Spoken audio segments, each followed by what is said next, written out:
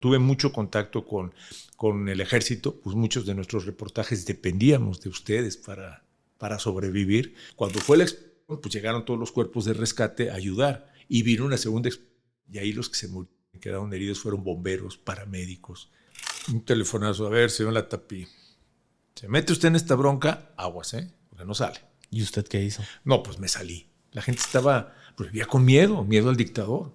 Pues no podías hablar de él porque la policía secreta te pepenaba y te desaparecía. El día anterior de que nosotros nos regresamos, fue noticia mundial, el corresponsal de ABC, cuando venía de regreso de Bagdad a la frontera con Jordania. Entonces nosotros dijimos, ¿qué hacemos? Somos presa fácil.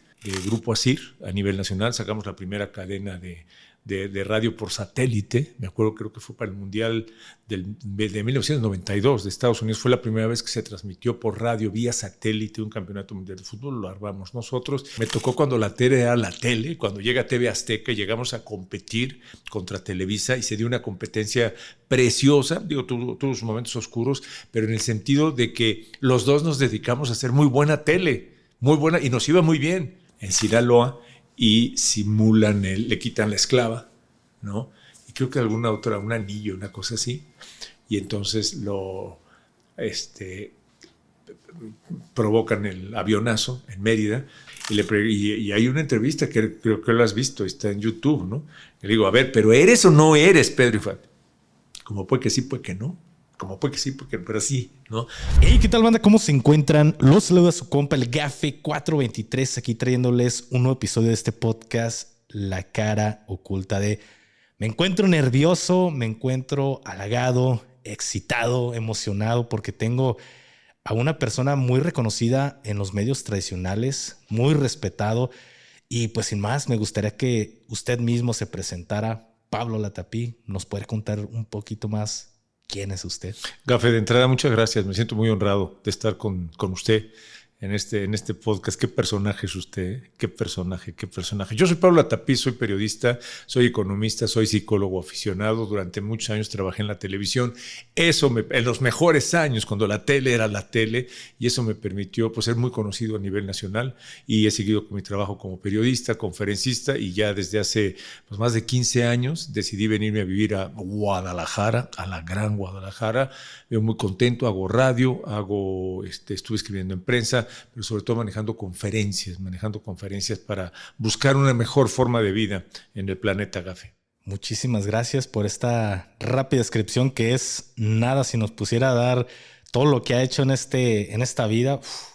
Yo cuando me dijeron, has sido corresponsal de guerra, dije, me encantaría tener... Ya no se usa ser corresponsal de guerra, nos rebasó la tecnología, Gafe. Ya no hay corresponsales de guerra, qué cosa, ¿no? Qué cosa muy... Bueno, y justamente le quería platicar, pues ya iniciando con este podcast, ¿qué piensa usted, una persona que viene de los medios tradicionales, acerca de los medios digitales que son los que tienen acaparada a las nuevas juventudes? Pues es que mira, yo vengo de una formación en que el medio era la tele era el medio, o sea, lo que estaba en la tele era lo que existía, si no estaba en la tele no existía. Y hoy en día hay 50,000 medios diferentes. Está incluida la tele, pero la tele mucho menor, la radio menor, los periódicos menores, y esta proliferación, de los medios digitales, ¿no? Donde tienes cantidad de posibilidades, cantidad de universos, y entonces resulta que la comunicación es como si voltearas a ver a las estrellas. Hay 50,000 estrellas. ¿Con cuál te quedas? Pues con todas y con ninguna, ¿no? Y hay presencias muy importantes como la de usted. Gracias. ¿no? Gracias. Gafe, que yo sé que es todo un personaje de la digitalización, del metaverso, ¿no? Y medios que, pues, por más esfuerzo que hagan, no salen, no sobresalen. Entonces, me parece fascinante. Y no es que yo quiera decirle que hay que estar, por ejemplo, en mi caso, en todos los medios. Yo en mi caso ya Gafe, fui muy bendecido, porque, insisto, me tocó cuando la tele era la tele, cuando llega TV Azteca, llegamos a competir contra Televisa y se dio una competencia preciosa. Tuvo sus momentos oscuros, pero en el sentido de que los dos nos dedicamos a hacer muy buena tele, muy buena, y nos iba muy bien. De tal forma que el que ganó fue el auditorio, ¿no? Porque tenía dos muy buenas televisoras, a diferencia de antes que tenía solo uno. Terminó ya después, complementándose, ¿verdad? Pero vino después ya la misma decadencia. Los medios crecieron de manera impresionante, no lo entendieron las televisoras, ¿no?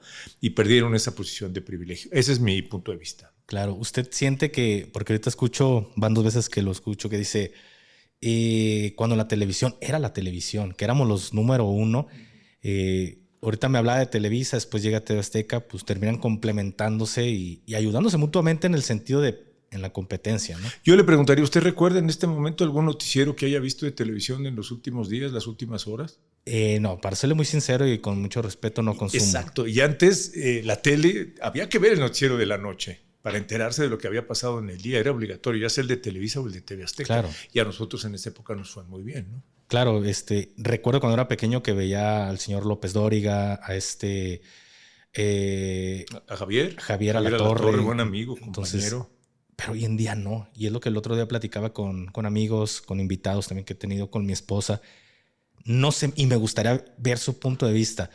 No digo que los medios tradicionales van a morir, porque tienen, creo que, el capital para seguir metiéndole, pero ya la gente siento que ya no lo consume. Ya no es de importancia o relevante. Es correcto. O sea, y yo creo que como pasó, por ejemplo, cuando llegó primero fue la prensa escrita. Cuando llegó la radio, no, pues ya las noticias estaban en la radio, nos enterábamos casi, no en tiempo real, pero sí con bastante proximidad, por ejemplo, de la Segunda Guerra Mundial. No, pues van a desaparecer los periódicos, ¿no? Y no, lo que pasa es que los periódicos encontraron su nicho, que es un periodismo, es una, digamos, la información mucho más profunda, y la radio se volvió la estrella. Después llegó la tele, se va a desaparecer la radio. Y no, la radio bajó, es cierto, pero encontró su nicho. Yo creo que es lo que está pasando con la tele. La tele fue el gran medio, ¿no? Fenómenos que se crearon en la tele. Yo digo que, por ejemplo, el fenómeno Gloria Trevi no hubiera existido si no fuera por la tele en ese momento, porque Gloria Trevi estaba en la tele. ¿Sí me explico? Sí, claro. Pero hoy en día, como le digo, con la irrupción de tantos medios y tantas posibilidades de que todos podamos hacer medios, pues la tele pierde, y además se descuidan las televisoras porque siento que perdieron su esencia y no entendieron lo que estaba pasando y no le apostaron al momento. Entonces, mezcla de la irrupción de los otros medios y la tele decae. ¿Qué es lo que ve usted hoy en la tele? El fútbol, a nuestras Chivas, ¿no? Es lo que está pensando, que veamos ahora los partidos de las Chivas. Es lo que reúne todavía la televisión. Entonces la tele va encontrando y se va quedando con su propio nicho. Entonces hoy en día siguen existiendo los periódicos en su nicho, la radio, que por ejemplo nosotros hacemos radio en la mañana es fantástica para hacer radio en una ciudad como Guadalajara, y la tele, que tiene estos espacios, ¿no? Como por ejemplo el fútbol y algunos otros eventos donde sigue siendo el medio para ir, ¿no? Creo que así es, y cada uno va encontrando su lugar. Claro, yo lo que he visto, por ejemplo, Pablo, que pues desgraciadamente las televisoras no se adaptaron al cambio cuando lo tenían que hacer y llegaron tarde a la repartición del pastel, porque ya casi todo estaba dividido y ahorita pues están queriendo entrar a los medios digitales, pero pues ya cada quien agarró su nichito. Y hoy en día usted me dice, pues vemos todavía el fútbol. Aquí yo hago una pausa y digo, no, yo de hecho ya no tengo televisión. De hecho tengo mis pantallas en casa, pero todas están conectadas a internet. Quiero ver un partido. Lo ve en plataformas. Así es, por streaming. Ya. Pero usted es de los afortunados que lo puede hacer. Más de la mitad de la gente que vive en este planeta no tiene acceso al metaverso. ¿Estamos de acuerdo? Sí, o sea, porque somos un país de mayoría de pobres, de gente sin acceso a la digitalización. Esa es la gente donde está la televisión abierta. Ok, sí. ¿No? Y respecto a lo de las televisoras, es que yo creo que las televisoras, y se justificaba, eran muy soberbias, ¿no? Hay una pregunta, yo le pregunto a usted, imagínense en la selva, ¿dónde se puede sentar un gorila de 500 kilos? Pues donde se le pega la gana. ¿Quién se va a meter con un gorila? Así era la tele. ¿Quién se va a meter con un par de gorilas de aquí? Nadie. Lo que pasa es que crecieron los demás y el gorila pues ya tiene que buscar. No sé si me explico. Sí, claro. O sea, y esa soberbia no la entendieron, no se adaptaron. Exactamente. Y no es crítica por ya no estar ahí, porque todavía estuve muchos años después en la tele. Hice tele en Tijuana, hice tele aquí en Guadalajara, pero ya la tele desde hace mucho dejó de ser el medio preponderante. Sí, y yo lo entiendo, porque no hay necesidad de la justificación de que no porque ya no esté ahí.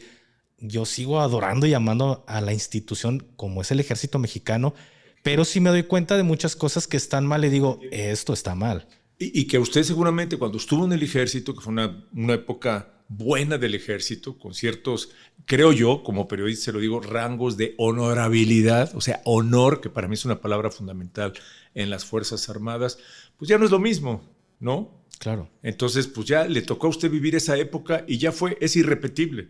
Difícilmente el ejército va a ser como el que le tocó vivir a usted, Gafé. Sí, de hecho, yo siento en lo personal, y no es porque diga, como yo ya no estoy, de hecho ayer platicaba con un amigo que me ofreció por ahí hacer un guión para una película. Y digo, no, güey, yo no me meto en esos temas.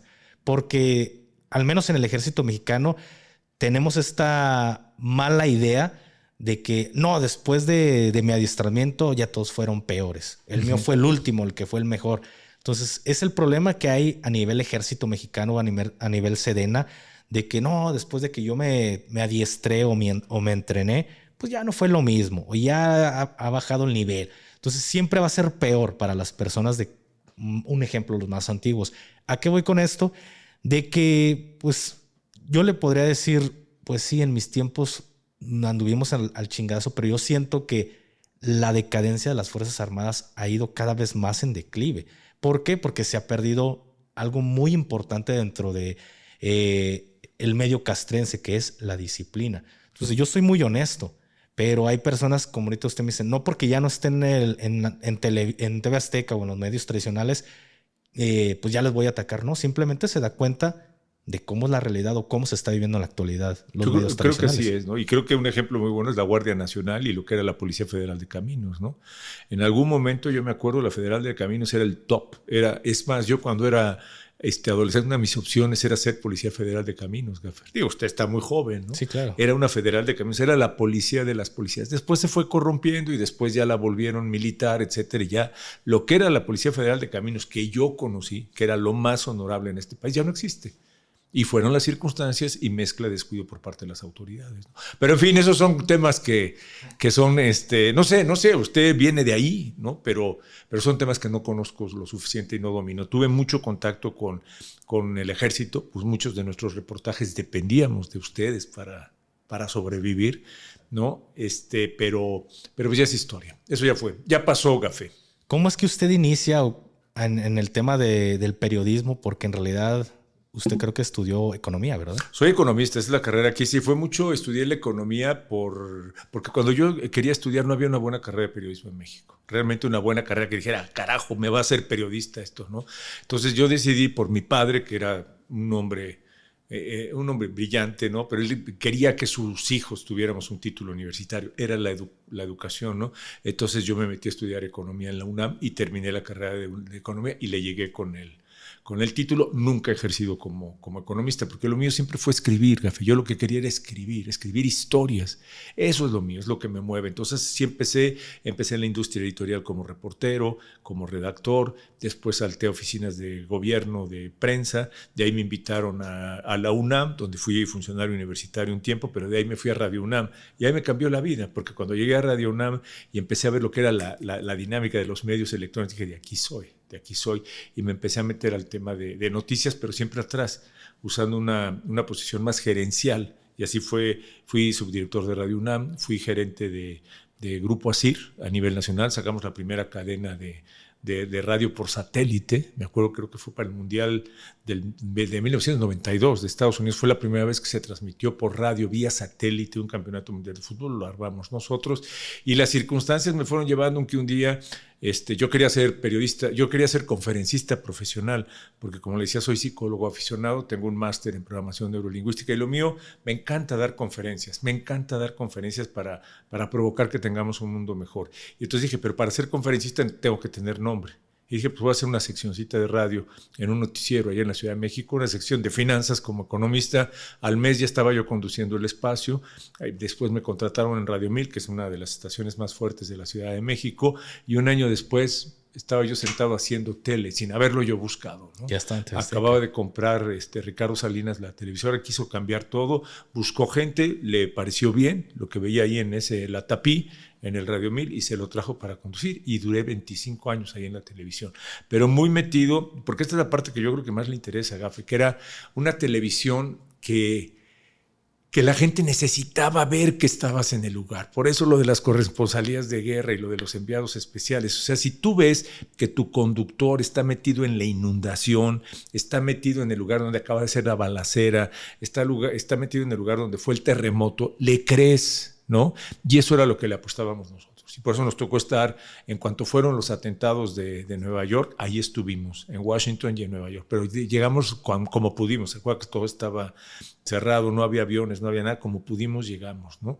Y así estuvimos en muchos lugares, en explosiones. La explosión de Celaya, que fue trágica, un domingo al mediodía en un mercado. Imagínense la explosión de un depósito de cohetes. Fue una carnicería aquello. Y ahí llegamos nosotros, porque era llevar lo que estaba pasando en ese momento a la televisión. O sea, ya usted veía, hoy ya lo puede hacer, porque con estos bichos, claro, con estos bichos tenemos 3.495 millones de reporteros en todo el mundo que nos hacen llegar la imagen inmediatamente, ¿no? En esa época no, éramos nosotros a través de la televisión y del satélite. Claro, y le tocó cubrir las explosiones del 92 aquí en Guadalajara. No, esas no, fíjese que no, esas yo estaba fuera de la jugada, porque estaba en una transición, acababa yo de trabajar en la UNAM, porque trabajé en la UNAM en difusión cultural y estaba yo buscando chamba en un grupo de radio. Y en ese momento no estaba yo digamos, en circulación. Ahorita todo lo que me dice me pone a pensar y a no... ¿Sí cree? Pues es que los comparo con los soldados. Ojo, con lo que yo conozco y digo, pues los periodistas son igual que un soldado. ¿Por qué? Porque ustedes cubren eventos, como usted bien lo hace mención, estamos en el lugar. Y es algo que nosotros simplemente vemos al reportero y, nos está pasando la noticia y pues chido, ¿no? Gracias, veo la noticia, pero no sabemos todo lo que hay trasfondo de lo que está cubriendo en ese momento o lo que pasó ese periodista. Pero aquí lo que comparo un soldado con un periodista es que nos jugamos la vida muchas veces para sacar nuestro trabajo, pero hay ocasiones que en el medio castrense, pues los mandos nos capan hasta un punto y en el periodismo también, pues los directivos pueden llegar a acapar una noticia, ¿no? A decir, no, esto no lo vas a subir. No, y otro tema que seguramente le tocó a usted vivir en el ejército, que son los egos, ¿no? Los egos. Si usted ve que tiene un sargento que es muy brillante, ¿lo deja crecer? Pues no. No, porque es una amenaza para usted, almirante, ¿o no? Claro. Dice, usted me va a quitar que lo mismo pasa en la tele, ¿no? O sea, los que son los directivos, que son los que están atrás del escritorio, ven crecer a alguien, no, hombre, esto nos va a quitar la chamba. Y te empiezan también, como dice usted, a acapar, ¿no? Pero pues es la circunstancia humana, por lo que veo pasa en el ejército, pasa en la tele y pasa en prácticamente todas las grandes empresas, ¿no? Que no entienden que si crecen los de abajo también uno crece. Crece, exactamente. Pues le terminas dando pues esa credibilidad también al que está por arriba de ti, al que es tu directivo. Su crédito, ¿no?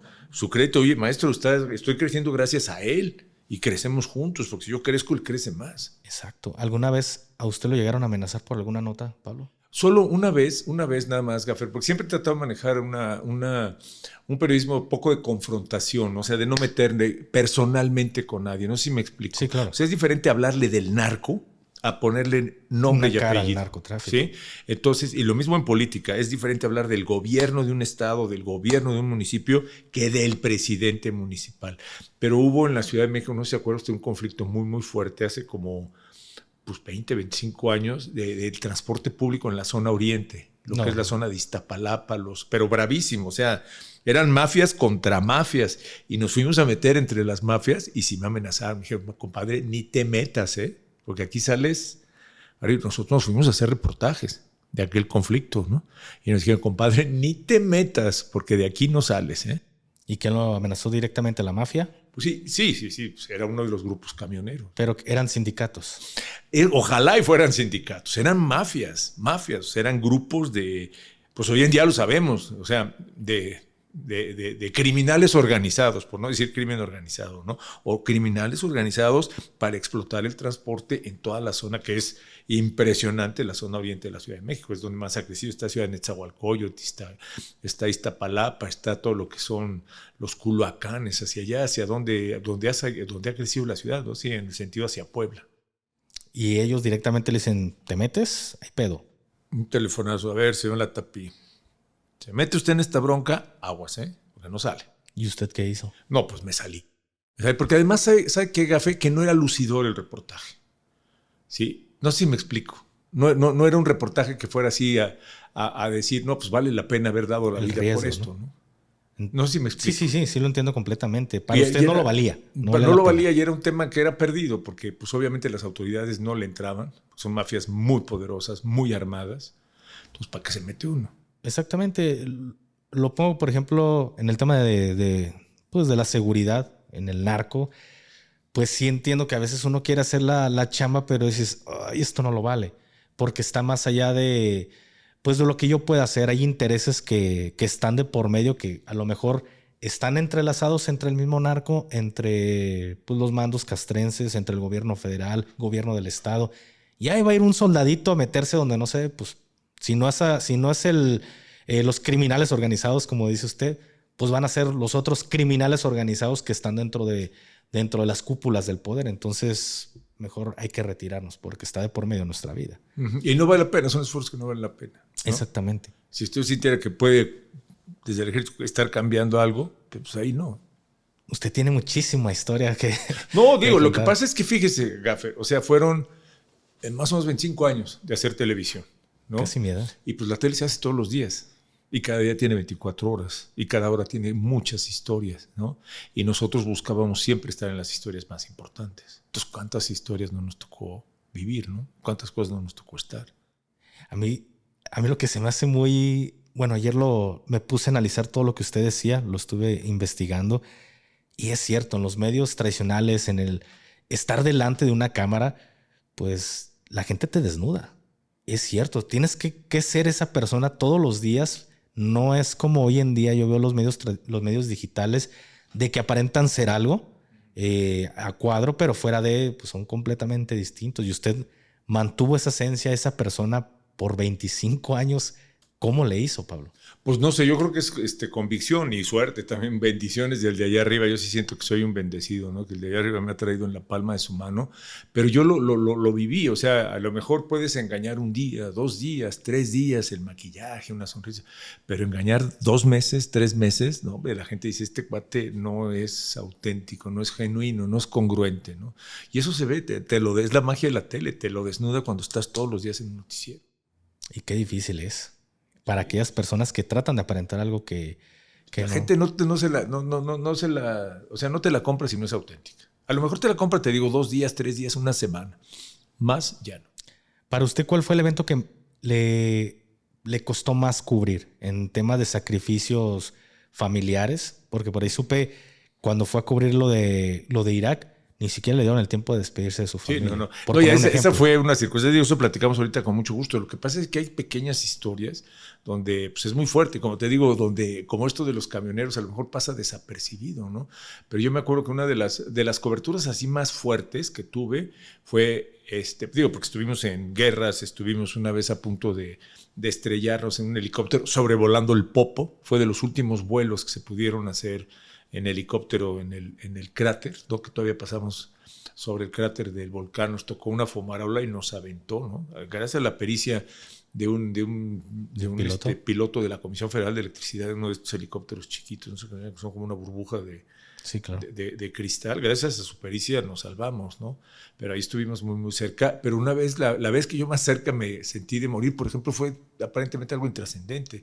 Fuimos a hacer un reportaje a unas cavernas que están no son Cacahuamilpa, pero son por Cacahuamilpa en el estado de Guerrero, allá en la zona central de México, y la idea era hacer un reportaje con un grupo de rescate de cómo se rescata a personas que se quedan atrapadas en una caverna. Y cuando nos metimos empezó a llover, era una de estas cuevas que la entrada es de tiro, ¿no? No es no es una entrada así de puertas, es de tiro, entonces bajas rapeleando y ya que estás abajo ya haces tu paseo, y empezó a llover durísimo, Gafi, pero durísimo, y veíamos cómo caía el agua por el tiro, ¿no?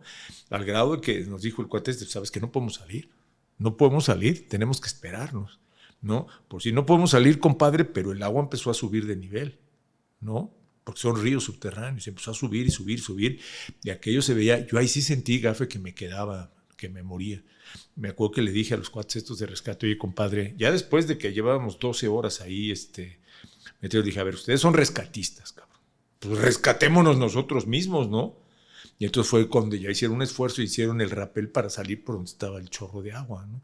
Entonces, cuando volví a ver la luz del día, ¿y quién se hubiera enterado, Gafe? Nadie. ¿Me entiendes? Y fue la vez que más cerca me sentí de morir y más abandonado, ¿no? Y como coberturas fuertes, Digo, pues desde luego la guerra, por todo lo que ves en una guerra, que no terminas de entender cómo humanos son capaces de matar a humanos así, ¿no? Con tanta tecnología y tanto, fue las explosiones de Celaya, ¿no? No me acuerdo en qué año fue, que fue un domingo, estaba yo en mi casa, en tu casa en Ciudad de México, y me habló el productor y me dijo, oye, me dijo, my friend, acaba de haber una explosión en un mercado de Celaya, ¿nos vamos? Y dije, vámonos, ¿no? Sin saber, pues como periodistas vas por todas.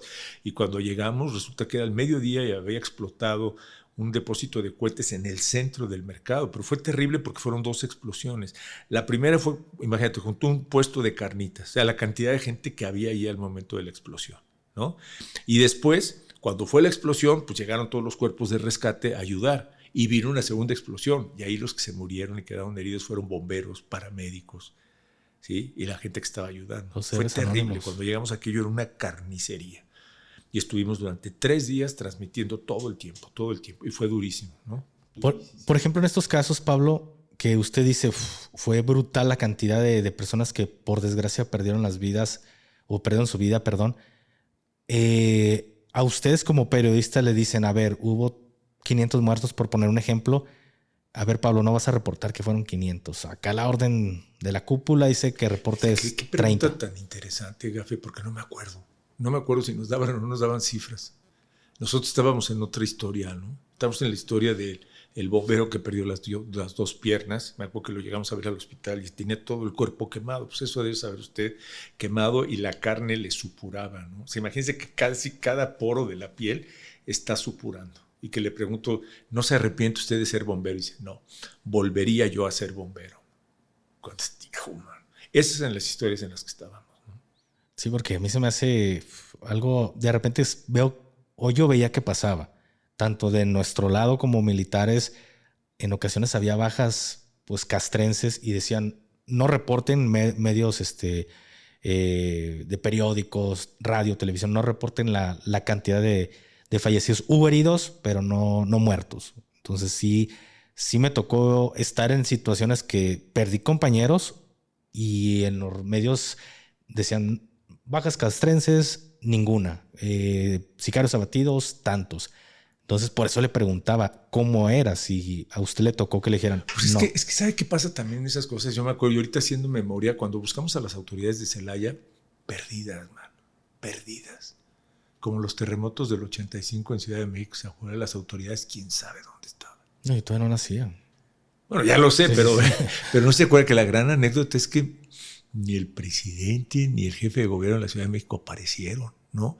Y aquí yo me acuerdo ahorita que dice usted, buscamos al alcalde de Celaya y dimos con él hasta 2 o 3 días después en su oficina, un hombre ya muy mayor, que hablaba como político, pero y la explosión, compadre, y los muertos, compadre, y las familias, compadre. No, pues es que vamos, ¿me explicó? Claro, lo tomaban con una tranquilidad. Sí, mano, carajo, vengo de ver una carnicería, pedacería humana, compadre, y tú estás con tus rollos políticos. Es que desgraciadamente todo termina siendo pues, por temas políticos, usted lo sabe, Pablo. Siempre hay intereses de por medio. Qué triste. ¿Cómo nos jode eso, Gafe? Exactamente. Pero fíjate qué buena pregunta. No me acordaba de esa parte, me acuerdo de la otra parte. De la parte de la fuerza humana de ver eso, ese espectáculo.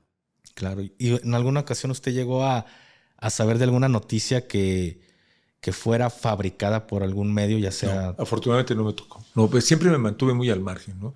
Yo sé que por ejemplo, en la época de García Luna fabricaban muchas notas, pero yo no me metí a ese tipo de reportajes, ¿no? O sea, digamos que yo era conductor del noticiero, tenía que estar ahí todos los días y eventualmente salía a hacer reportajes. Así reportajes como lo de Celaya o como lo de las inundaciones creo que fueron en Tehuacán y en Tulancingo, ¿no? Que era cuando salíamos a hacer ese tipo de reportajes, ¿no? ¿Llegó a perder algún amigo, Pablo? Respecto... No, afortunadamente ya ve no. Cómo estuvo esa administración de Calderón que pues muchos... No, fíjese que afortunadamente no. Fíjese que ahí es perverso, pero la gente de la tele como que tenemos una posición un poquito más intocable, ¿no? Porque si le hubiera pasado, a lo mejor si le pasa algo a un reportero de un periódico X, pues como que no pasa nada, ¿no? Pero si le pasa algo a alguien de la tele, aguas, porque era la tele. Y entonces, estaba blindado, sí, por así decirlo. Exacto. Y además, pues éramos muy cuidadosos en el manejo de cierta información. Recordar que las televisoras pues, siempre fueron, si no cómplices, buenos aliados de los gobiernos, ¿no? Claro. Entonces, volvemos a lo mismo. Había medio, pues, intereses Correcto. cruzados por ahí. Información muy acotada en ciertos sentidos, ¿no? Así es. Pablo, algo que te lo repito, me llenó mucho de emoción, pues conocer a alguien que estuvo como corresponsal de guerra. ¿Me podrías platicar un poco más? Sí, claro. Lo que pasa es que es lo mismo, te platico, era la época en que se necesitaban corresponsales de guerra. ¿Por qué? Porque pues si bien te llegaban imágenes y todo, pues yo necesitaba saber que mi cuate Pablo Latapí, digo cuate, yo que soy televidente, el que me da las noticias toda la noche y que me habla de lo que está pasando aquí en el país, etcétera, pues también me puede decir qué es lo que está pasando en Irak, ¿no? Entonces nosotros nos fuimos a Irak, fuimos a relevar a Javier Alatorre. Él había estado, digamos, en la entrada del ejército gringo a Bagdad. Nosotros llegamos ya cuando estaba el ejército, se regresó Javier, llegamos nosotros, nos quedamos ahí más o menos un mes y pues nos tocó eso, ¿no? O sea, bueno, fue una guerra muy controlada, ¿no? O sea, no fue la guerra esa de combates, nos tocaron muy pocos combates, 2 o 3 nada más. Y bombardeos creo que fueron 2 los que nos tocaron nada más, y uno de ellos muy de lejos, ¿no? Lo veíamos las explosiones por allá. Pero lo más fuerte de esa cobertura, pues es un país en guerra, Gafe. Claro. Porque no hay Estado de Derecho, ¿no? No hay ley. Y en todos sentidos, no hay ley. O sea, tú puedes robar, yo te robo esta botella, ¿qué haces, compadre? No hay nadie, no hay policía, no hay tribunales, no hay nadie que te proteja. Qué fuerte, ¿no? Al principio no se daban cuenta los iraquíes porque venían de una dictadura tremenda, la de Saddam Hussein, ¿no? En donde no podías ni hablar así porque alguien te pepenaba. Entonces tardaron en que les cayera el 20 de que era un país sin ley, ¿no? Estaba el ejército norteamericano, pero el ejército patrullaba para que no hubiera enfrentamientos, ¿no? Claro, o sea, el ejército, y nos tocó verlo, podía ver cómo un pelao le robaba un tambo de gasolina a otro, porque había escasez de gasolina, con una pistola, y el ejército ni se metía. Claro, no hacía labores de policía. Para nada.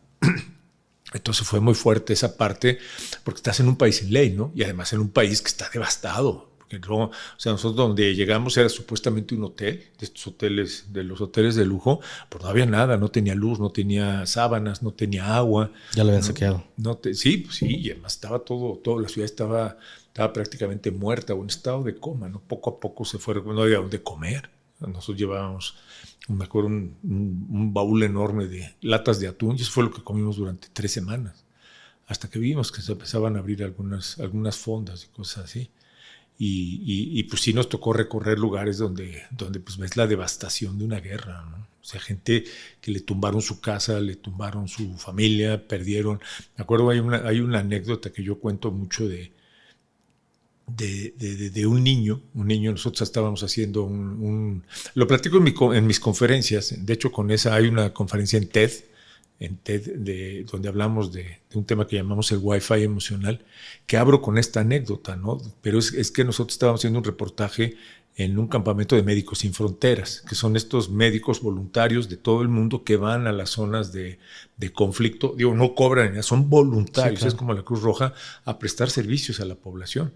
Y entonces nosotros llegamos a hacer un reportaje, había una médico española y llegó un iraquí con un niño de 10 años que tenía la columna vertebral totalmente destrozada por ¿cómo se llama? No fue propiamente la bomba, sino la onda expansiva. La onda le destrozó la columna. Entonces te imaginas la cara de dolor y de terror del niño, porque para él no, el periodista mexicano, ¿qué diferencia tiene con un soldado gringo? Estos son invasores. Estos vienen a...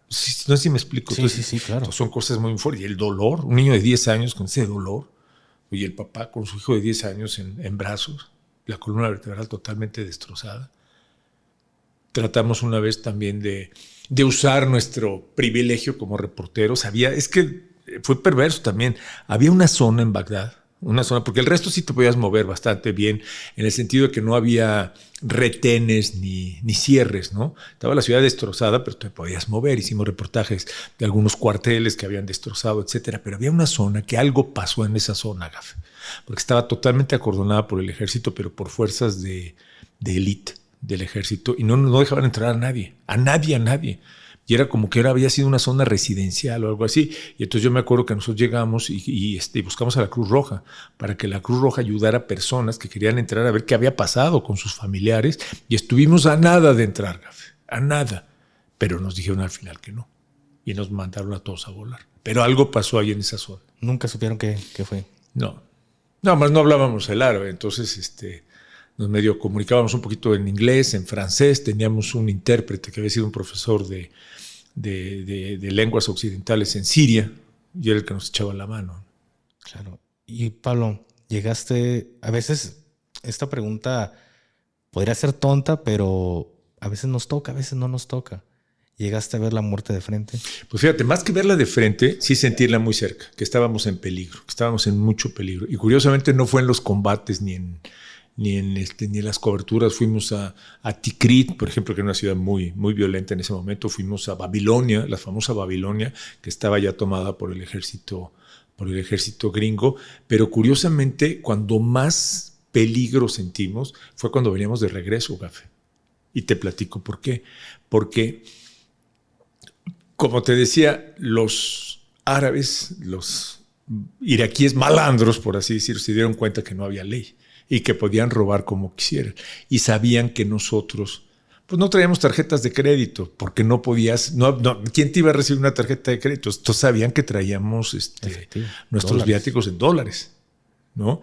Y la distancia, o sea, obviamente no había aviones, el aeropuerto de Bagdad, ¿te acuerdas? Pues quedó inutilizado por los bombardeos. Se tardaron meses, si no es que años, en rehabilitarlo, en que volviera a volar un avión a Bagdad. Entonces la única forma de entrar a Bagdad era por tierra. Unas carreteras buenísimas. Pero ¿qué te gusta? Carreteras de 6, 7 horas de la frontera de Jordania hasta Bagdad. Entonces era la única forma. Nos fuimos perfecto. Pero al regreso, pues los árabes ya se habían dado cuenta, ya empezaba a bajar la guerra. Varios periodistas ya se estaban regresando. Pues es terreno fácil, maestro, los agarras en la carretera, no hay vigilancia, no hay nada, los robas. El día anterior de que nosotros nos regresamos, bueno, fue noticia mundial, mataron al corresponsal de ABC cuando venía de regreso de Bagdad a la frontera con Jordania. Entonces nosotros dijimos, ¿qué hacemos? Somos presa fácil. Además, pues obviamente nuestra camioneta tenía sus maskings que decía prensa, press, ¿no? Para que no, pues dices, o sea, qué obvios somos, ¿no? Y fíjate lo que hicimos, ahí planeamos la estrategia porque íbamos un buen periodista amigo, Pablo Iriart, que ahora conduce programas de radio, en esa época que estaba en el periódico Crónica, gran amigo que nos tocó coincidir allá y nos regresamos juntos. Fue salir el viernes, que es el día sagrado de los musulmanes, ¿no? Y entonces al salir el viernes, salimos tempranito, ellos están en sus ritos. Así es. Y entonces no había halcones en la carretera y nadie se dio cuenta, pero sí veníamos, el día anterior habían matado al corresponsal del ABC, del ABC, ¿no? Sí, la supieron manejar. Pero ahí sí sales con la adrenalina a tope, porque sabes que estás en zona de riesgo y de riesgo mayor, porque te van a matar ahí. ¿Quién? Digo, sí, serás nota al día siguiente, a los 2 días, pero ¿y ahí? ¿Qué pasa, compadre? En medio del desierto, en una carretera, en Irak. Qué fuerte una situación de este tipo. Y ahorita que hablas sobre las carreteras, ¿le tocó alguna situación, un artefacto explosivo improvisado, que usted supiera que algún corresponsal llegara a pisar tipo de artefactos? No, minas no nos tocó. Estaba muy reciente la invasión. Si de poner minas, yo creo que las pusieron después. O sea, y recordar que Irak era una dictadura. O sea, era una dictadura. Saddam Hussein tenía el control de todo. Entonces no necesitabas tener minas. La gente pues vivía con miedo al dictador.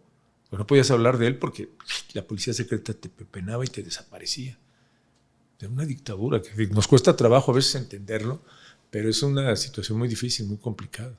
¿Y cómo fue para usted, Pablo? A lo mejor en el sentido, digo, emocional, vaya, estás en la cuna de la civilización, pero quizá no lo disfrutas. No, bueno, pues sí te conmueves, ¿no? Porque estás ahí justo en la antigua Mesopotamia, Gafe, ahí en el río Tigris y el Éufrates. Ahí mismo estás, eso es Bagdad, ¿no? Claro. Babilonia, los jardines colgantes de Babilonia, de las 7 maravillas del mundo antiguo, ¿no? Claro, devastado, ya desierto, pero sí te conmueve cuando estás ahí, desde luego. Y piensas eso.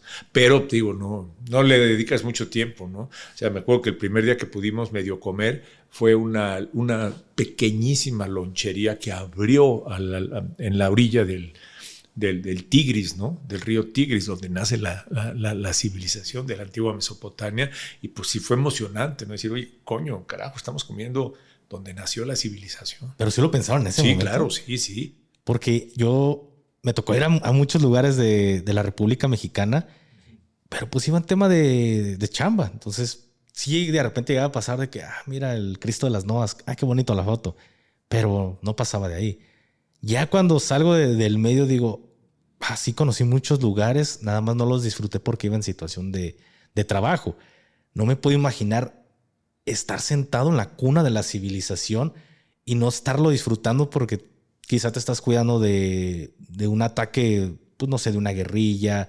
No sé, no me imagino qué pasaba por su cabeza. No, estábamos tranquilos, no te preocupes, estábamos tranquilos, ¿no? O sea, porque el país, esa parte de Bagdad estaba muy lastimada, pero tranquila, ¿no? Era, digamos, una parte bastante central, un poquito turística, abandonada, desierta, ¿no? Entonces era tranquilo. Y además estaba muy cerca del hotel, entonces la teníamos, digamos, visualmente dominada. No había mucho peligro, aunque ahí muy cerca sí a Javier Alatorre le tocó una balacera, justo ahí en las márgenes del río Tigris. Creo que ahí en esa parte de Bagdad se convirtió en la Green Zone, donde estaban hospedados ustedes, ¿o era...? No, la Green Zone era otra. Estaba más donde estaba este lugar que te platico que no nos dejaron entrar. Okay. Ahí estaba la Green Zone. Pablo, te lo digo porque a mí me pasa. ¿Cómo es Pablo Latapí después de haber conocido la muerte tan de cerca? No solo en Irak, sino en toda su carrera periodística. ¿Cómo es para ti ver la muerte? ¿Quieres que te diga una cosa? No te das cuenta, mano. No sé si te pasó a ti en el ejército. No te das cuenta. O sea, no te das cuenta porque no te das cuenta de que estás trabajando con la muerte. No te das cuenta. O sea, y digo, nos tocó ver, pues sí, muertos. O sea, para mí de lo más impactante fue lo de la explosión de Celaya, ¿no? Y me acuerdo perfecto que pues, llegamos y empezamos a hacer reportajes, transmitíamos para los 3 noticieros, o sea, en la mañana, mediodía y en la noche, todo el tiempo. Entonces, todo el tiempo estábamos haciendo notas para estarlas mandando. 3 días. Yo llegaba al hotel, me acuerdo, y decía, oye, ¿qué interesa tengo? Qué fuerte soy, que no me impresiona. Me acuerdo que una vez íbamos caminando por una cornisa que se ve que había sido marquesina de un teatro o algo así, y pues allá había una cabeza humana, Gafé, que había salido volando en la explosión, porque ves la pedacería humana que había. Y yo dije, oye, carajo, ve lo que estoy viendo y no me pega, no me simbra, ¿no? Pero me acuerdo que cuando terminó la cobertura, nos regresamos a Ciudad de México, llegamos a tu casa, ese día, un buen baño de agua caliente. Me acuerdo que me acuesto, pongo la cabeza en la almohada y en ese momento, Gafé, empiezan todas las imágenes y todos los horrores. Qué pesadilla lo que viví. No fui a tener lugar, sino cuando ya estaba yo a solas conmigo mismo y que empecé a ver todo eso, ¿no? Y dices, puta, qué espanto, qué horror. Todavía de repente me acuerdo y digo, híjole, se te pone... Es que justamente esa era la pregunta, Pablo. Yo en el momento que estaba en el medio, pues trataba la situación de la forma más fría posible, me ponía en situación, pero ahora que han pasado los años es cuando ya me empieza a pesar todo lo que viví, lo que llegué a hacer, es cuando me están empezando a cobrar factura, Pablo. Por eso te pregunto, ¿cómo lo vives hoy en día? Porque anteriormente, pues, mi herramienta de trabajo era un arma. Ayer te pongo un ejemplo, venía con mi esposa en la moto y pasa al lado de nosotros un chavo y hace como una explosión de gases su escape y me asusté. Sentí así como que un pánico, me asusté y mi esposa me dice, ¿qué pasó? Sentí que fue un disparo. Cuando quizás hace 2 años no hubiera reaccionado de esa forma, pero ahora sí me empieza a cobrar factura. ¿Cómo ha sido para ti? Pues mira, yo te cuento un poquito la historia y el proceso, porque después de haber vivido esa época de oro de la televisión, las intrigas internas de un corporativo como TV Azteca y Grupo Salinas, pues hay gente que vive las 24 horas del día para ver cómo gana posiciones, y a mí me hicieron a un lado, pues me marginaron, me quitaron primero el noticiero que teníamos con Lili Telles, que había sido a Tijuana. número 1, ¿sí? No, pero todavía me quitaron y yo me acuerdo, era el suplente de Javier Alatorre en la noche. O sea, cuando Javier no estaba, yo era el que hacía el noticiero, y un día, por quién sabe qué azares del destino, me nombran director de deportes, ¿no? que me fue muy bien, 2 años, pero también me hicieron la vida imposible sobre todo que nos iba muy bien, Gafe. Entonces creas muchas envidias y muchos, porque no eres directivo, no eres de los ejecutivos que llegaron ahí, no sé, haciendo que de cosas cuantas omisiones, y pues ahí sí me revientan, me hacen quinta columna, me truenan, y me acuerdo que el mismísimo señor Salinas me dice, maestro, pues aquí ya no tienes lugar, pero eres un elemento valioso para el grupo, y me dio varias opciones, ¿no? Irme a ventas, etcétera, y una era irme a Tijuana, y dije, pues me voy a Tijuana, ¿no? O sea, es lo más lejano de la Ciudad de México, y me fui, lo que pasa que era la época más violenta de Tijuana. Pero entonces ahí, ya como periodista, con la fama que habíamos tenido, empezamos a trabajar un proyecto, poco a poco se fue dando que se llama Los Buenos Somos Más, donde las ciudades, esa ciudad que estaba tomada por el crimen organizado y sobre todo por el miedo, la gente tenía mucho miedo, empezar a hacer cosas con la gente, platicar con ellos, saludarlos, y se fue recuperando Tijuana, Café, se fue recuperando Tijuana. Y hoy Tijuana es otra, sigue habiendo mucho crimen organizado, muchos malandros, balaceras, pero la gente ya no abandonó su ciudad. Y no fui yo, fuimos muchísimos que le apostamos a recordarnos todos los días que los buenos somos más y que no podemos perder nuestras ciudades, ¿no? Que no las podemos por miedo dejar las ciudades, porque si tú las vas abandonando, ellos van ganando más posiciones. Por ejemplo, un ejemplo que a mí me impresionó mucho, seguramente tú conoces Tijuana, las playas de Tijuana son preciosas, o sea, son playas mediterráneas, y es agua fría, pero son extendidas, son una chulada de playas, estaban abandonadas, la gente ya no iba a la playa porque había de estos picaderos, ¿no? Donde la gente se está inyectando droga. Entonces, mientras menos iba la gente, pues había más malandrines, y mientras más malandrines, menos iba la gente, ¿no? Y se recuperó la playa. Poco a poco, digo, con acciones. Me acuerdo que hicimos una campaña de limpieza de la playa y cosas así, de que la gente reconociera su playa de Tijuana. Sí, me tocó algo similar en Torreón, de que pues, los parques, todo estaba perdido, y el mismo ejército apoyaba con estas campañas de que pues ya habíamos recuperado estos terrenos que habían sido ganados por el crimen organizado. Entonces fue algo, se lo digo en lo personal, fue un logro muy importante para nosotros, ver niños peloteando en una cancha de fútbol. Recuperarse los espacios naturales, sociales. Claro. Felicidades, Gafne. No, muchas gracias. Y de igual forma, y aquí yo se lo pregunto con mucho respeto.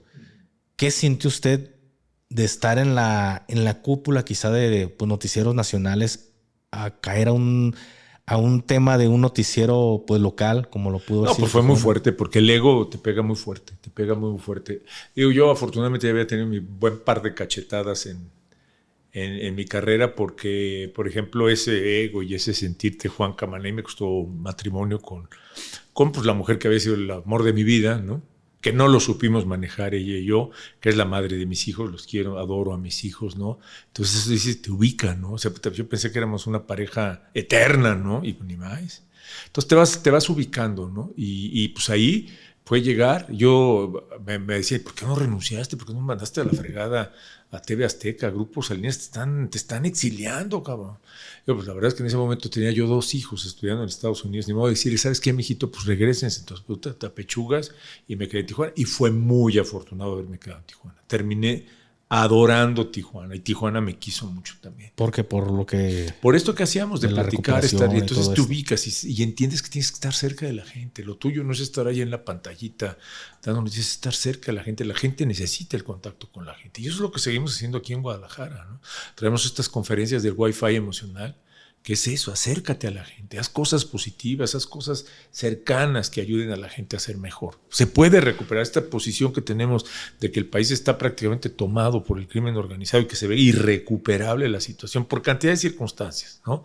Se puede empezar a revertir un poquito en nuestro entorno. Claro. Y eso es lo que le estamos apostando en este momento, Gafe. Y aquí también, Pablo, pues ahorita me mencionas a tus hijos. 5 hijos, me parece que 5, tienes. Es un clan, porque son los míos, los de mi esposa y los de la otra. Un día te cuento por qué. Por ahí tengo entendido que tienes, creo que es uno de los más chicos. No, sería de los medianamente grandes. Ok, es el empresario. Sí. El que cayó en una situación de adicción al... Es enfermo, padece de alcoholismo, y es tremendo, porque es un caso de alcoholismo muy, muy severo. O sea, es cuando entiendes que el alcoholismo no es un tema de voluntad o porque le gustó la borrachera, es una enfermedad. Y como enfermedad te pega y te destruye, ¿no? Y el que es víctima del alcoholismo empieza a tomar y se pierde, lo pierdes. Es increíble que alguien tan inteligente y tan querido veas cómo está ya perdido, deja de hacer todo, se pelea con el mundo, con todo. Es horrible, es horrible. Y todos desafortunadamente tenemos cerca a alguien que padece de problemas de alcoholismo o de drogadicción. Es increíble la cantidad y es una enfermedad, Gafe. Usted puso una clínica, ¿verdad? Mi esposa y yo, y como parte del proyecto para echarle una mano a él, fue en su proceso de recuperación abrimos una clínica en Cuernavaca, donde mi esposa y yo estamos muy presentes. Ya todos los fines de semana, casi todos los fines de semana, me voy a Cuernavaca con mi esposa para estar ahí, chambear, y afortunadamente eso nos ha ayudado a tener varias historias de éxito, ¿no? Y afortunadamente, pues mi hijo, eso no se cura, ¿no? Pero creo que en este momento, como dicen, solo por hoy, ahí va, ¿no? En su proceso de recuperación.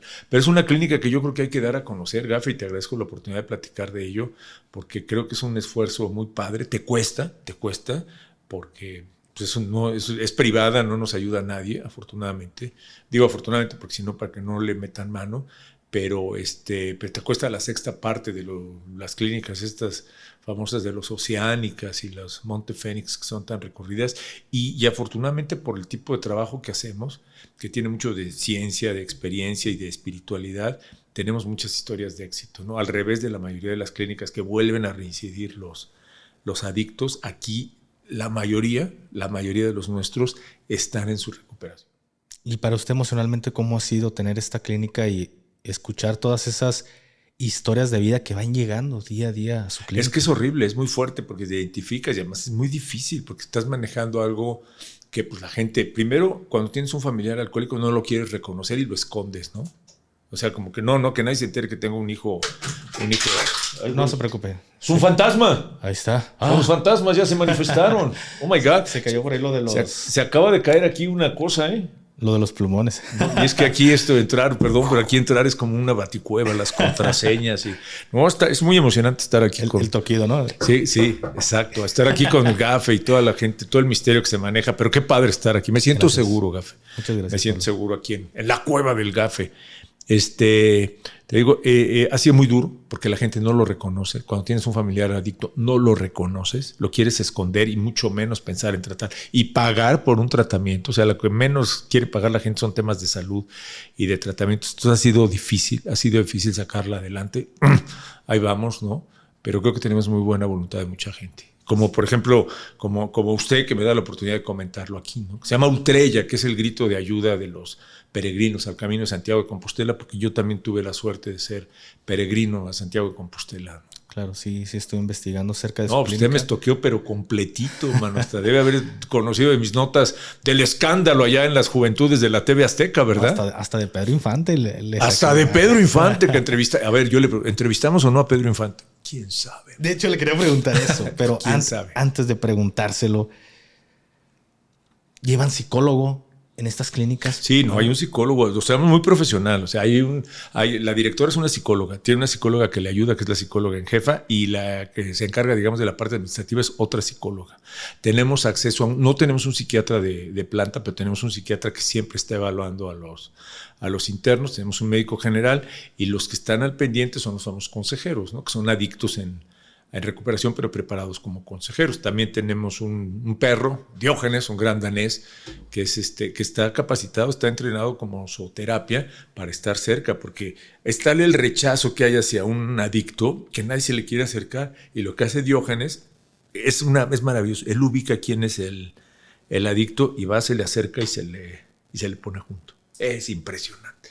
Y ahí empieza el proceso de recuperación. Le comento esto del psicólogo, Pablo, porque pues, yo también tengo un cuñado que es adicto. Y ya van 2 veces que cae a clínicas de rehabilitación. La tercera cayó a la clínica del GAFE 423. Lo limpié, lo ayudé, duró 6, 7 meses bien. Y desgraciadamente volvió a recaer. Recae cuando él dice, carnal, gracias, pero ya me quiero independizar. Ese es el tema que no entienden, y eso es donde estamos incluso trabajando ahorita con varios empresarios aquí de Jalisco, una plataforma digital gratuita, o sea, no es así, no no lo queremos ver como negocio, porque cuando salen, pues ya la hice, ya estoy libre, ya estoy limpio, ya puedo trabajar, ya todo, y ya se sienten, no, siempre necesitan una terapia de reforzamiento, lo que se llama el medio camino, ¿no? Siempre el grupo de ayuda, si no, le pasa lo que a este pariente suyo, y recae. Le digo, él estuvo ya en dos centros, y en la tercera, pues dije, pues este cabrón no le están sirviendo los centros, a ver. Se quedó aquí en mi casa, lo limpié, el cabrón se puso a chambear, empezó a hacer sus ahorros. Al momento en el que yo lo veo, y lo veo muy bien al cabrón, y me dice, güey, me quiero ir a rentar mi casa, quiero empezar a hacer pues mi vida porque me gustaría casarme. Cabrón, pues que te vaya bien o la bendición. Y el güey se va, pues al mes y medio, recae con esta situación de lo que era muy famosa, por no decir la palabra, el cristal, que hoy en día está atacando. Y vuelve a recaer, Pablo, al grado de que ahorita no sabemos nada de él. Sabemos que lo único que sabemos es que anda vagando en las calles. Y qué fuerte, cara. Qué fuerte. Pero es como yo le digo a mi esposa, ¿y si en realidad no era un tema de adicción? ¿Y si en realidad es un tema psicológico y está mal canalizado? Detrás de cada adicción hay un tema psicológico. Hay una historia psicológica muy fuerte. Sí está la parte, la propensión hereditaria, ¿no? A padecer una adicción. Pero la parte psicológica es muy fuerte, cabroncísima dirían, ¿no? Porque se está, yo por lo que he aprendido, no soy experto para nada, pero he platicado mucho con las psicólogas y con la psiquiatra, se está tratando de llenar un espacio que emocionalmente tenemos vacío y que puede ser que desde que seamos muy niños, ¿no? Y que no hemos podido llenar ni nosotros ni hemos encontrado la forma de la que las circunstancias nos ayuden, ¿no? O sea, hay muchas historias de abandono, historias de abusos, ¿no? Historias de niños golpeados, ¿no? Que uno dice, ay, no pasa nada, es escuincle, paf, no. Esas historias se cosechan y se crean y se cosechan y a la larga te pasan la factura. Claro. Mire, a mí me gusta mucho ayudar en este tipo de temas. Desgraciadamente, perdón, mi medio es el medio digital y está muy censurado. Todo este tema en esta plataforma, sí. Demasiado censurado. Te capan.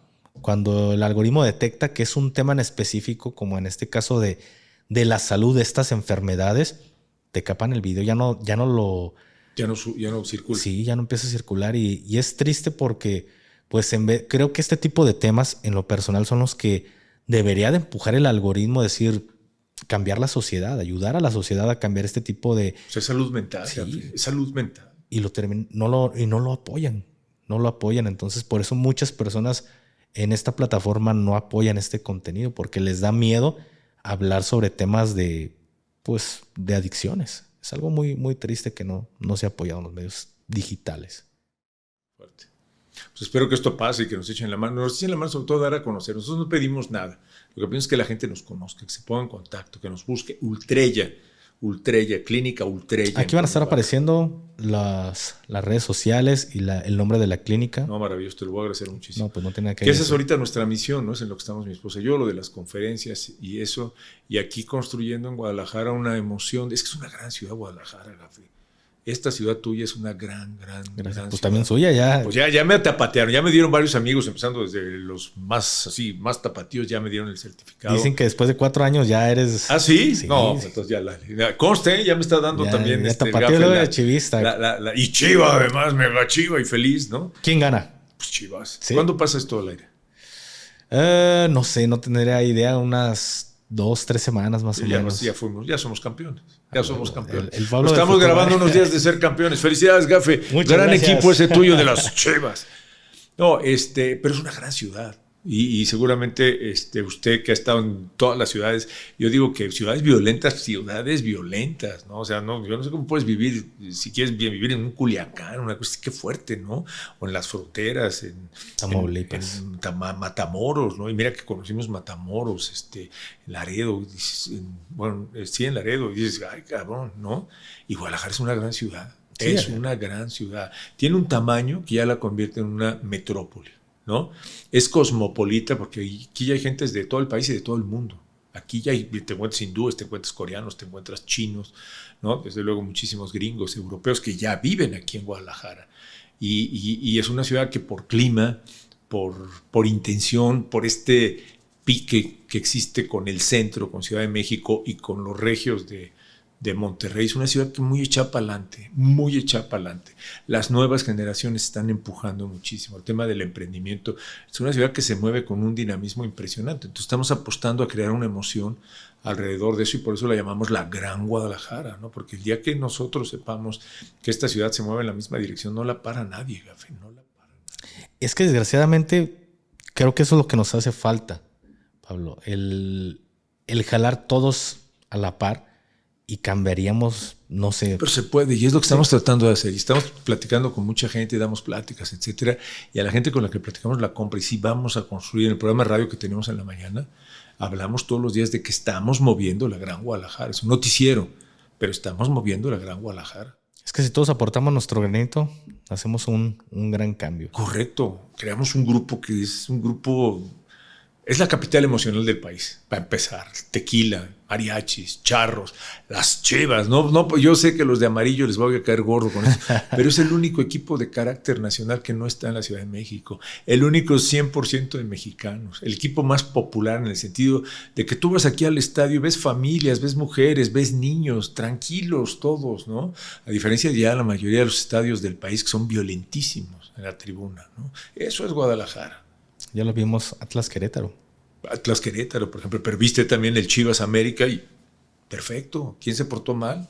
Claro. Nadie. Un par de locos por ahí, pero la tribuna perfecto, todo en orden.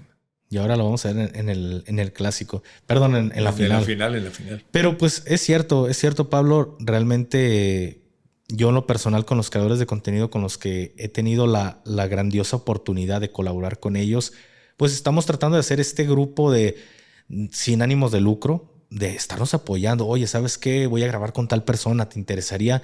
Ah, sí, hermano, sí, es mi perfil. Pues cuenta conmigo. Por algo nos estamos conociendo, Gafe. Exactamente. Y además, como se dieron las circunstancias de que yo viniera y cayera aquí, pues está padrísimo, ¿no? No, pues muchísimas gracias. Y ya para terminar, no me puedo quedar con esta pregunta. ¿Podrías contarme de Pedro Infante? Es de mis artistas favoritos. ¿Era o no era Pedro Infante? ¿Era o no era Pedro Infante? No, pues ya me fregó, Pablo. Va a decir... No, pues es que fue una historia maravillosa. Yo digo que es como la historia de Blancanieves. ¿Sí te acuerdas de la historia de Blancanieves, claro, no? Y los 7 enanos, que Blancanieves era tan bonita que su madrastra le preguntaba al espejo, ¿quién es la más bonita, no? Y entonces Blancanieves el espejo le decía, es Blancanieves. Entonces dice, pues así, pues hay que matar a Blancanieves, ¿no? Porque es una amenaza. Y aquí es donde viene la similitud con la historia, ¿no? No creas que con lo del espejo y que era el más bonito.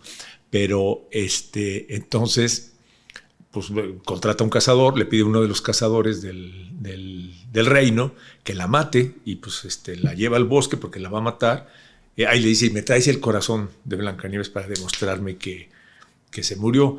Y entonces pues no la puede matar. Pues es una mujer preciosa, linda, inocente, Blancanieves. Y dice, ¿sabes qué? Te tengo que abandonar aquí en el bosque, pero desaparécete, mamacita. Y es cuando va a dar a la casa de los 7 enanos. Aquí la historia, la referencia. Se supone, dice por lo que estuvimos platicando con varias personas, que a Pedro Infante andaba, pues ahora sí que teniendo romanceando con la esposa del hijo de un expresidente. Le andaba pelando el diente, ¿no? Pero feo. Pues es que era el galán, era el de moda. Pues imagínate, Pedro Infante. Todavía tú, Gafe. Y yo, o sea, yo me soplé todas las películas de Pedro Infante en blanco y negro y fui muy feliz. Para mí es de los grandes personajes, pues, por la mujer aquella feliz. Y cuando se entera el expresidente, era aquella época, dice, me lo matan, me lo matan, me lo desaparecen ya. Y se supone que le pide a unos de aquellos viejos judiciales que lo maten, ¿no? Y entonces van los judiciales y le dicen, ¿sabes qué, Pedrito? Tenemos órdenes de matarte, cabrón. Entonces, pero pues eres Pedrito, ¿no? No te podemos matar. Desaparécete, compadre. Escóndete, desaparécete. Y entonces se supone que Pedro Infante se va y se esconde en Sinaloa y simulan le quitan la esclava, ¿no? Y creo que alguna otra, un anillo, una cosa así. Y entonces provocan el avionazo en Mérida, donde se supone que va Pedro Infante con sus 2 pilotos, pero él le encantaba pilotear. Dicen que el avión venía cargado de contrabando, que no alcanzó a despegar, cae y se estrella, ¿no? Y se incendia y se mata a Pedro Infante. Y como prueba de que se murió, o sea, para identificarlo, está la esclava de oro, y un anillo. Creo que es un anillo, ¿no? Pero la esclava sí. Y entonces ahí está la prueba de que Pedro Infante. Pero se supone, y ahí viene la historia, que Pedro Infante fue y se escondió allá en un pueblito en Sinaloa, que una señora lo recogió, le dio de comer, etcétera. Y pues que ahí estuvo escondido porque lo buscaba. O sea, si se hubieran enterado que vivía, lo hubieran matado. Y muchos años después, porque Pedro Infante creo que se murió en 1956, 57, por ahí así. Muchos años después, cuando nosotros estábamos en la tele, aparece un personaje que se llama Antonio Pedro, que es igualito a Pedro Infante, canta como Pedro Infante, hace aquellos gestos de Pedro Infante, y pues se llama Antonio Pedro, y se empieza a correr el rum rum de que es ese Pedro Infante que no se murió, que está regresando. Sí, se ve y se mueve como Pedro. Pues exacto, y me acuerdo y le preguntábamos, estaba yo era mi compañera Rosa María Castro, una gran periodista que también, ella desapareció de los medios por ese tema que te digo de los egos de los directivos, y hay una entrevista que creo que lo has visto, está en YouTube, ¿no? Le digo, a ver, ¿pero eres o no eres Pedro Infante? Como puede que sí, puede que no, como puede que sí, pero sí, ¿no? Ya después se murió, ¿no? Hay todo un movimiento de gente que dice que sí era, que fue un complot, ¿no? De hecho, si te acuerdas, hay uno de los seguidores que fue y le llevó una carta al presidente López Obrador para que desenterraran el cuerpo de Pedro Infante y le hicieran pruebas de ADN con sus familiares para demostrar que sí era, que Antonio Pedro sí era Pedro Infante, que no se había muerto en el avionazo de Mérida, ¿no? Pero pues, digo, es muy difícil, la familia no ha querido ni querrá, pues, ¿para qué moverle, no? Pero la historia es fascinante y es como Blancanieves, ¿a poco no? Claro, entendí la referencia desde el principio. Eso me encanta, me encanta. ¿Y para usted, era o no era? Pues es que quién sabe, porque puede ser que sí, puede que no. Pero para usted. Pues no sé. Si fuera, me hubiera emocionado. O sea, ¿cómo te diré? Si sí era, qué padre que pude entrevistar a Pedro Infante. La verdad, porque yo también soy fan de Pedro Infante y de sus películas. Me encanta sus actuaciones. Y si no era, pues qué divertido, porque todavía años después llego con un personaje ilustre como el Gafe y me pregunta si era o no era Pedro Infante. Qué divertido. Y se inmortalizó esa sí, entrevista. Y ahí está, pues está en YouTube, porque alguien lo editó, lo hizo muy bien. Se ven las fotos del viejo Pedro Infante, el nuevo Pedro Infante, pasa las entrevistas que le hicimos cuando empezábamos en la tele hace 25 años, ¿no? Estamos jovencitos, Gafe, pero eso ya es muy viral, ¿no? Claro. Yo, porque soy fan de Pedro Infante, dice mi abuelita, ay, hijo, ni de tus tiempos era. Bueno, cuando mi abuelita todavía tenía esa lucidez mental, pero sigo siendo una persona que adora. Es que entiendes lo que es un clásico, ¿no? Hay cosas que se vuelven viejas, que se vuelven antiguas, ¿no? Pero un clásico es que tú ves una película de Pedro Infante y la sientes cercana. Claro. No la sientes una película vieja. Me considero un alma vieja. Pues además, entonces... Dice mi abuelita, tienes gustos. Que pues no viviste ahí, ¿no? Pero esa Pedro Infante, hay películas que son de antología, las de Nosotros los Pobres, Ustedes los Ricos, Pepe el Toro, es una joya, ¿no? La de los Tres García, las de ATM, esas series son maravillosas. Y yo tuve la suerte y la fortuna de que fue mi compañero de primaria uno de los hijos de Ismael Rodríguez, el director que hizo a Pedro Infante, Ismael Rodríguez. Y entonces, en una época donde no había ni videocaseteras ni nada, y nos invitaba a su casa, tenía una salita de cine y nos proyectaba películas de Pedro Infante, imagínate. Y conocimos a don Ismael Rodríguez. De hecho, cuando se murió fuimos de las pocas personas que fuimos a acompañarles. Porque, no sé qué pasó, que la gente no peló mucho que se estaba muriendo don Ismael Rodríguez, el gran director de cine que era el hombre detrás de Pedro Infante. Pues muchas gracias, para mí es todo un honor tener a este personaje. No, Gafe, qué buen encuentro, además padre toda esta entrevista, eres un tipazo. Me encanta el misterio, estar aquí en la Gafe Cueva, le diría yo, con todo esto de las contraseñas, la presencia de los fantasmas, porque me consta que no hay nadie más en esta cabina y algo se movió. Sí, algo se cayó que hasta brincamos. Son manifestaciones, muchísimas gracias, Gafe. Gracias a usted y gracias a todo el público que se quedó hasta este punto. Y ya saben, señores, antes de despedirnos, si tienen un amigo, un familiar, un ser querido, pues ahí está la clínica, la información va a estar apareciendo y en ocasiones lo único que se necesita es ese pequeño empujón, ayudar a nuestro familiar, ser querido a que entre, sobrepase las puertas y salga como una persona pues ya mejor no curada de la enfermedad, porque por ahí dicen se vive todos los días enfermo y solo es un día más lo que estamos buscando. Entonces, gracias, Pablo, por habernos dado la oportunidad. No, muchísimas gracias. Un honor y un privilegio. Gracias a todos. Fui muy feliz. Muchísimas gracias. Y de verdad, muy, muy agradecido y un honor haber conocido a tan célebre persona. Muchas gracias a todos ustedes por haber llegado hasta este punto. Se despide usted su compa el Gafe 423. Hasta la próxima. Bye.